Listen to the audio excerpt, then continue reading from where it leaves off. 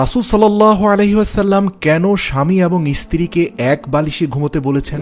প্রিয় দর্শক, আল্লাহর রাসূল সাল্লাল্লাহু আলাইহি ওয়াসাল্লাম বলেছেন, স্বামী এবং স্ত্রী তারা যেন কখনো তাদের মাথার বালিশ দুটি ব্যবহার না করে। স্বামী স্ত্রী যখন একত্রে ঘুমাবে তখন তারা একটি বালিশ নিয়ে দুজনে ঘুমাবে।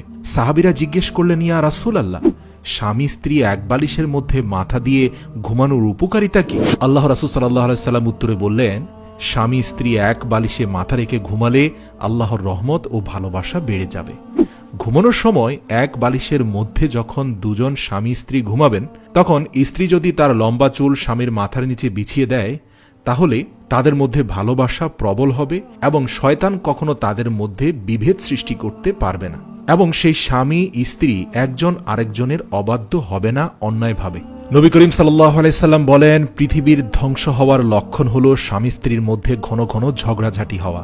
এজন্য বলা হয়েছে স্বামীরা যেন তাদের স্ত্রীদেরকে কমপক্ষে 9টি শিক্ষা অবশ্যই দেয়। স্ত্রীরা যেন তাদের প্রত্যেকটি হাতে 2 বা 2-এর বেশি চুড়ি পরিধান না করে। হযরত ওমর ফারুক রাদিয়াল্লাহু তাআলা আনহু বলেন, ইয়া রাসূলুল্লাহ, আমার স্ত্রী যদি এক হাতে 2 বা 2-এর বেশি চুড়ি পরে তাহলে এর ক্ষতিকর দিক কি? আল্লাহর নবী সাল্লাল্লাহু আলাইহি ওয়াসাল্লাম বলেন, তোমার স্ত্রী যদি এক হাতে 2 বা 2-এর বেশি চুড়ি পরিধান করে তাহলে সেই চুড়ির ঝুনঝুন আওয়াজ পরপুরুষের জন্য হারাম।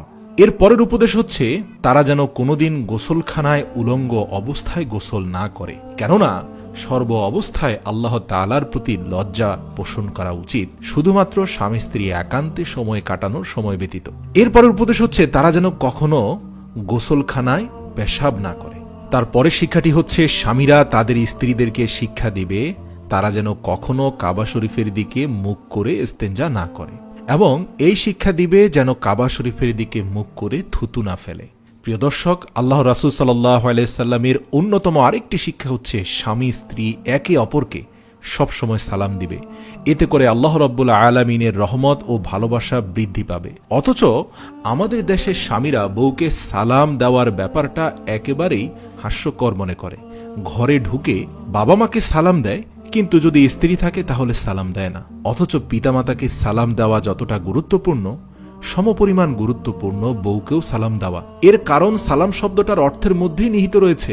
সালাম শব্দের অর্থ হচ্ছে আপনার উপর শান্তি বর্ষিত হোক। তো কাজেই পিতামাতার উপর শান্তি বর্ষণ যেমন তার জন্য জরুরি, একইভাবে স্ত্রীর উপর তো আরো বেশি জরুরি। তাই সালাম অবশ্যই দেওয়া উচিত, কেননা সালাম একই সাথে একটা ইবাদত, পাশাপাশি দোয়াও। মুহাদ্দিসগণ বলেন, সালাম হচ্ছে রাসূল সাল্লাল্লাহু আলাইহি সাল্লামের সুন্নতের মধ্যে সবচেয়ে আজিমুশ শান সুন্নত, যে সুন্নতটি আল্লাহর রাসূল কখনোই মিস করতেন না।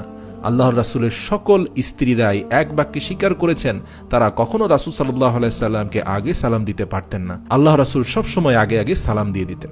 রাসূল সাল্লাল্লাহু আলাইহি সাল্লাম আরো বলেন, কোন স্বামী যদি বিনা অন্যায় তার স্ত্রীর উপর জুলুম করে, তাহলে কোন রেওয়ায়েতে এসেছে তাকে 3টি উট ক্ষতিপূরণ দিতে হবে, কোন রেওয়ায়েতে এসেছে 10টি উট, আবার কোন রেওয়ায়েতে 30টি, এমনকি 60টি উট পর্যন্ত ক্ষতিপূরণ দিতে হবে।